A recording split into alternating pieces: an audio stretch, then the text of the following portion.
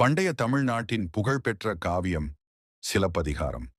புகார் நகரில் செல்வச் சிறப்புடன் பிறந்தாள் கண்ணகி. அவள் வாழ்வின் துணைவன் கோவலன். திருமணத்திற்கு பிறகு இருவரும் மகிழ்ச்சியாக வாழ்ந்தனர். கண்ணகியின் அடையாளம் அவள் அணிந்திருந்த முத்துகளால் நிரம்பிய சிலம்பு. ஒரு காலத்தில் கோவலன் மாதவி என்ற நடனமாதியின் மீது மயங்கி தன் செல்வத்தை எல்லாம் இழந்தான். பின்னர் உணர்வு பெற்ற கோவலன் கண்ணகியிடம் மன்னிப்பு கேட்டான். கண்ணகி எந்த குறையும் சொல்லாமல் அவனை ஏற்றுக்கொண்டாள்.